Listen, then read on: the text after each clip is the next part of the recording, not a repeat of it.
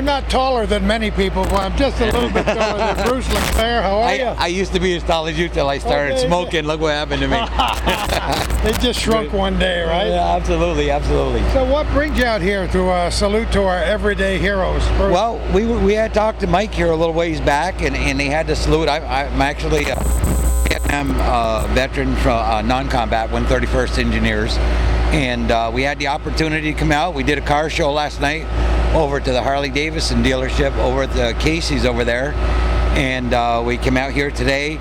Hope that we can feed some people, and tomorrow actually we got a beach party, but guess what, we got 100% chance of rain, so it's going to be moved over to the air base, and they're going to do it on the side of one of the hangars. That's probably a good idea. That's a good idea. We got some rain. I was looking at the weather map this morning. I'm not the brightest bulb in the chandelier, but I looked at those clouds heading up this way. Right, and it looks like we are going to get hammered so badly tomorrow night. Next week, if everything goes well, you know, the weather works, we'll be doing another car show over to the at Casey's again on Friday night, as we do every Friday night. They've been really good to us over there, and then we'll be in the Ross's Point on Saturday and Sunday, so for the festivities over there. You're a moving guy, you know that? Oh, well, we're trying to keep it busy, and we have our bus at home. We have a 36-foot come on diesel pusher, 6-liter diesel, and we open every day, and we serve the folks at the border, derringers,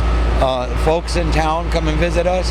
So, and then on the weekends when we have this opportunity, we head out this direction for whatever's going on whenever they can use us. Really enjoy that.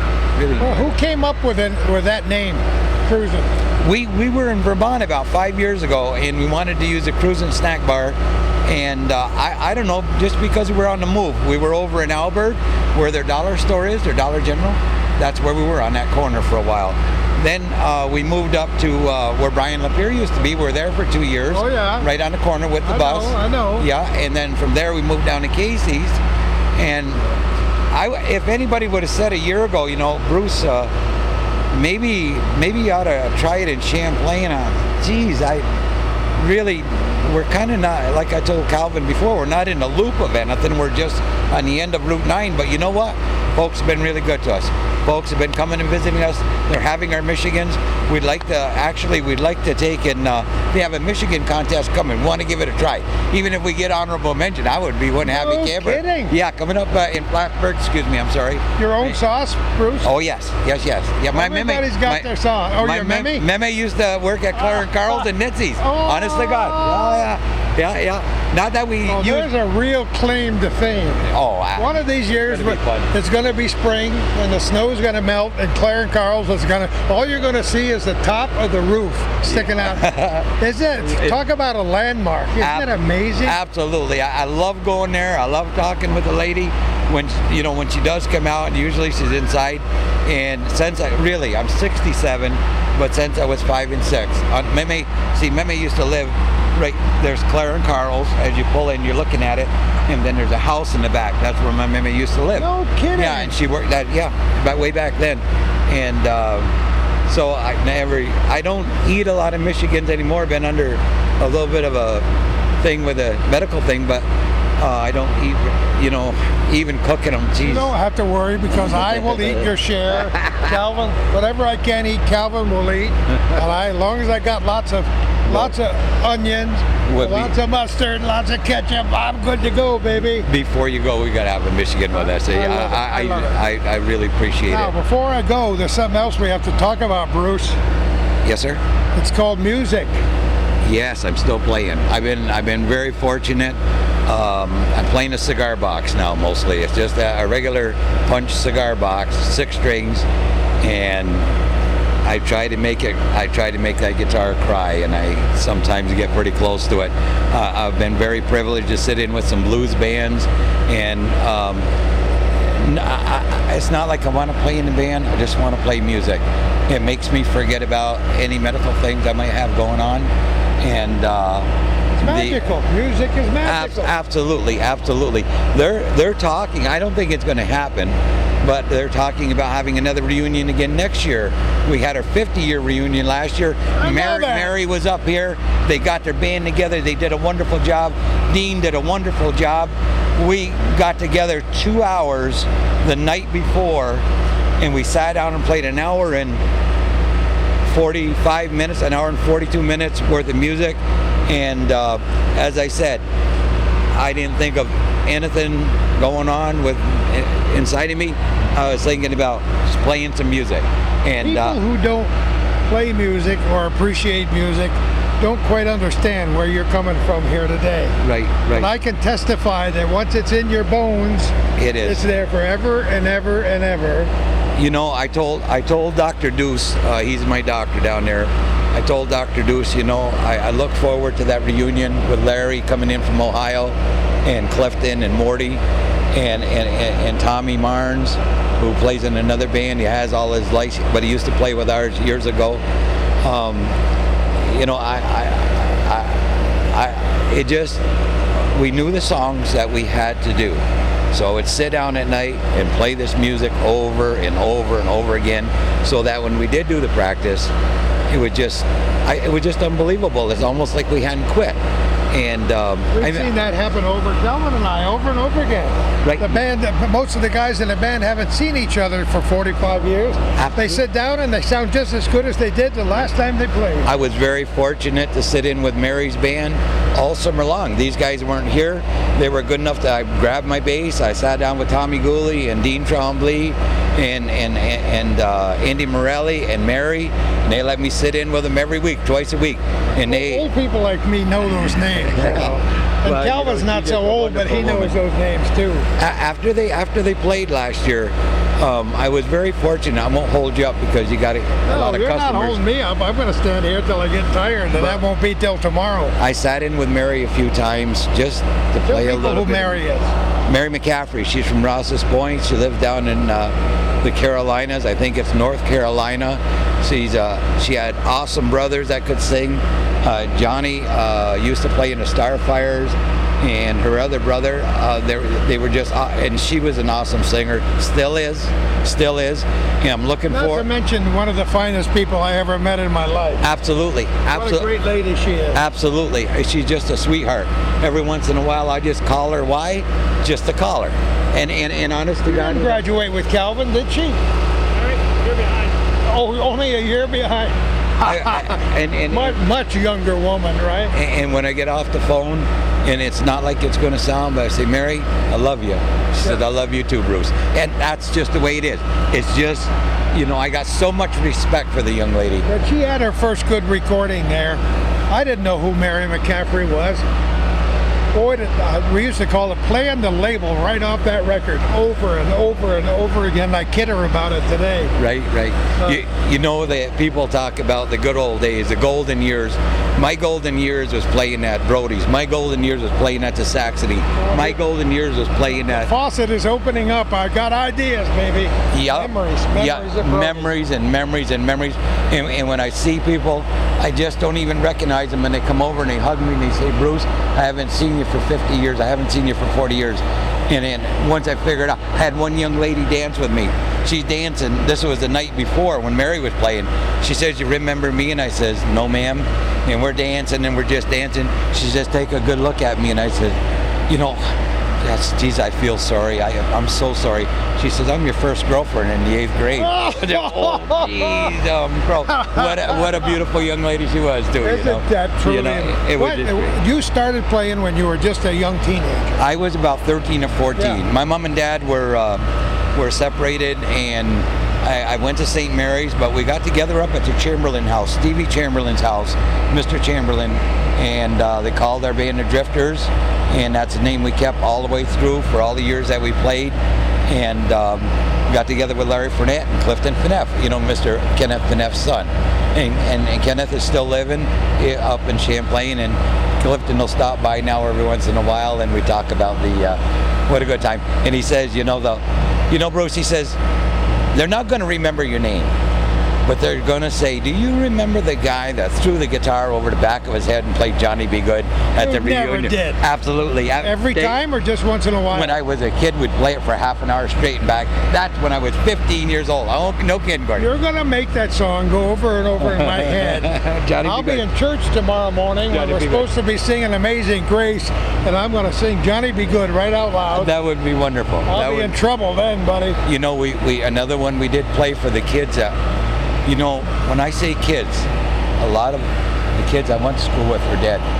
And that's one of the songs also last year that we played, Larry Let Me Pick It Out, was Amazing Grace.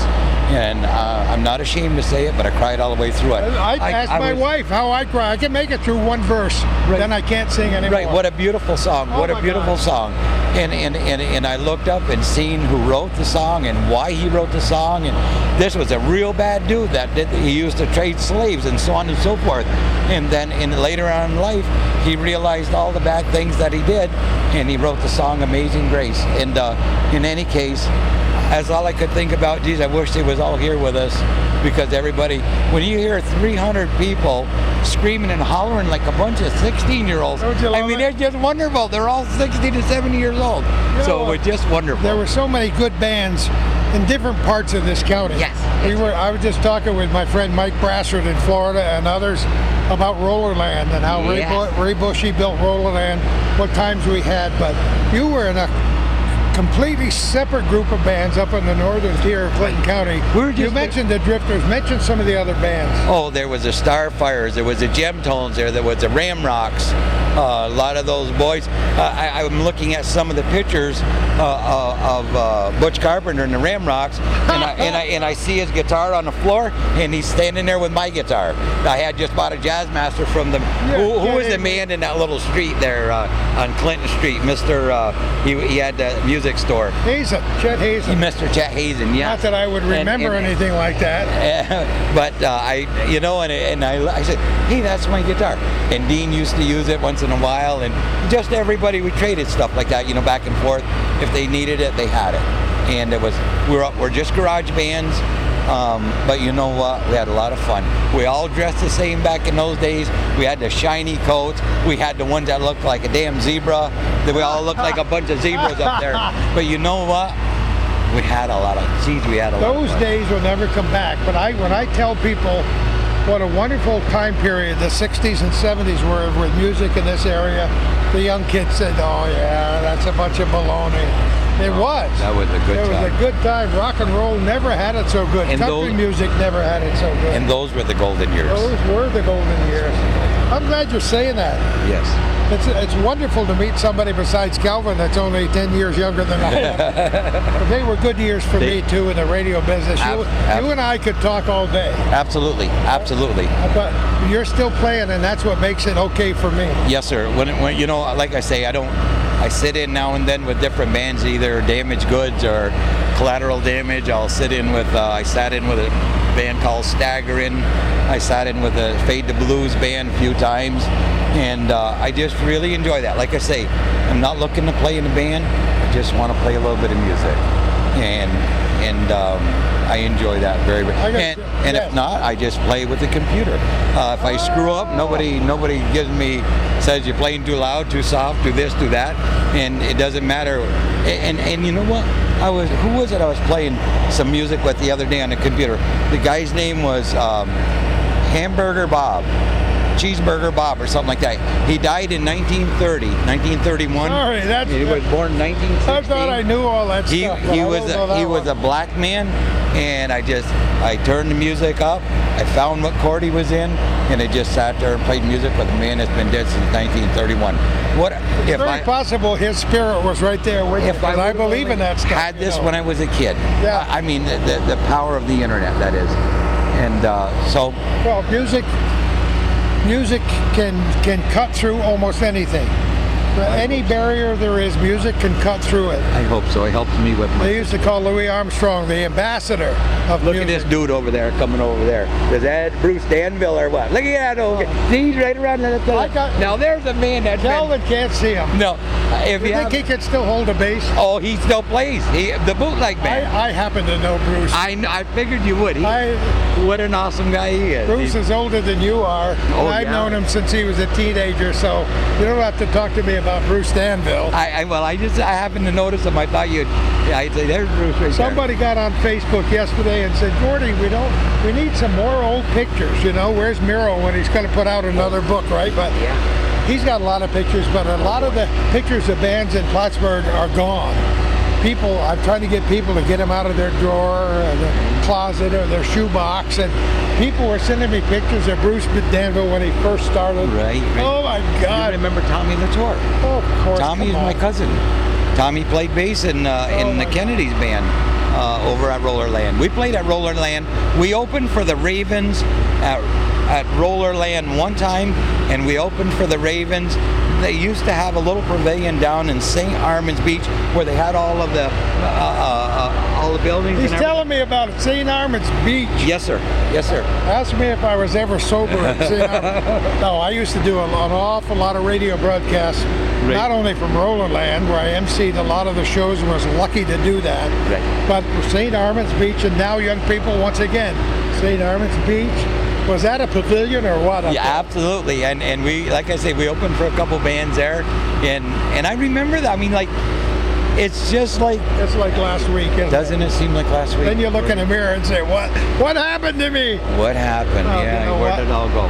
You and I could talk for a long time. We got other people to talk to. Hold you up that. Gordy, you take care of yourself, You're my the friend. man. Take care of yourself. Just Calvin, thank you very much. Keep picking and singing, my friend. I will. Thank you, my friend. We'll see you later. Have a good one. Thank you very much, guys. Well, we've heard a name bandied around since we arrived at the Clinton County Fairgrounds for this salute to our everyday heroes earlier today, and talked to Mike Barati, and it was Hall Communications. I know them well. Tell everybody who you are. Well, my name is Jim Gratton. I know that. You do know that. Yeah, Jim. Some of you may recognize me from some crazy TV stuff that I'm still doing, but no, I work part-time for Hall Communications, most specifically WOKO, Cool 105, Yep. WJOI. Of course, they own WIZN and The Buzz as well. So it's a big group, and we're happy to be here and part of this salute to our unsung heroes tonight. Whenever Hall can, they like to support veterans, of course. Without veterans, let's face it, you and I would be speaking Japanese or German, you know. But this is a great event today. I'm There's so something for delighted that everybody. people show up. I'm delighted, furthermore, that it's not raining, Jim. Yes, well, we have good connections with Tom Messner. Oh, you so, do, huh? Yes. And We we're make keeping him our smile fingers even crossed. broader than ever, saying, not till tomorrow. Not till tomorrow, That's right. Thomas. We got a lot to do tonight. We got some fireworks going off. We got Heard a that. great band in Cahoots is here tonight. So it's going to be a fun night for everybody. And it's great, you know, I mean, they pay me to do this, you know.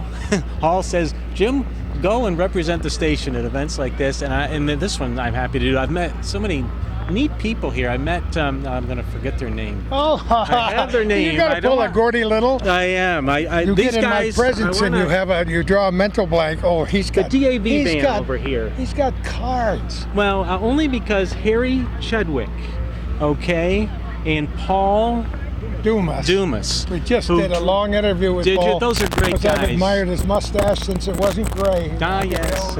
But Hall Communications had a lot to do with raising money for that van to get veterans to the health care that they need. That was last year. They had Rod Hill was going to climb up the tower, I the remember. monument. But I think the city marshal put an end to that because the safety, you know, the issue of falling, and you know, we wouldn't want that. So Wild Bill Sargent went up to the top of that.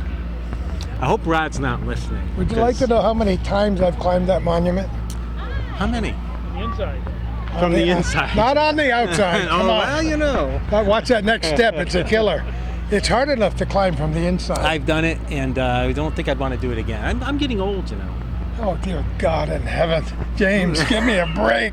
I got grandchildren older than you are, younger than you are, and older than you are. No, when I first came here, the monument hadn't been open in many, many decades. And it was full of, I don't know if with pigeons, if it's called guano or if it's just bats. There's the only guy I know who would know the answer to that question. But it looks like he might know the answer to that question. Anyway, it was full of stuff that pigeons leave when they are allowed to get into a place for decades and decades. Pigeon poo. And I went on a campaign that lasted a long time to try to force the powers that be to open the McDonough Monument. And they did? And not because of my efforts, but because of a combination of people who thought it would be a good idea the monument got open. And I made a pledge that if it got open, I would climb to the top of it every single day for the entire summer and do a radio report. Oh my Lord. And so I did. I was in the best shape of my life. When was that, Gordy? What year was that? You weren't even born No, yet. I was. That was probably, what, 34, 36, right in there? I can't remember when the monument got back open, but it was, probably in the early 70s, maybe late 60s, maybe. It's interesting to note that the same guy that designed that monument and City Hall also designed the Washington, D.C. memorials. That's why they look so familiar. Absolutely. I remember one of the first shows we did with then City Clerk Keith Herculow, who gave us the history of City Hall. Most interesting to have that monument in our It is. It's great. Well, thank you, Loyal Smith, for your money to build all those things. What a guy he was. Oh, man. So I'm glad you didn't go up the outside and nobody else. No, I tried one night when I was in college, but I learned my lesson well, if you know what I mean. You learned very early that the eagle was never really going to fly off the top of that monument. No, and that has some connection to the co-eds at Plattsburgh State, but I forget exactly. It does. It's lost. It's lost in time. In time, yes. So what are you going to do today, Jim? Well, they have me pronouncing some things from the stage. Oh, really? We're going to introduce the band tonight. Good for you. Yes, and we'll make some announcements and then enjoy the fireworks at dusk. I love it. It'll be a great night. They should be great. Dr. Joe puts on a good show. Yes, I heard Dr. Joe has his own bunker filled with fireworks. Gosh, and it's that's truly great. amazing. He's done it now for years, and I admire him. Thank you so much for talking with us, Jim. My pleasure, Gordy. Thank you for your long career and your long friendship. Back at you too, Gordy. Have a great evening. Thanks very much. Jim Gratton. See you later.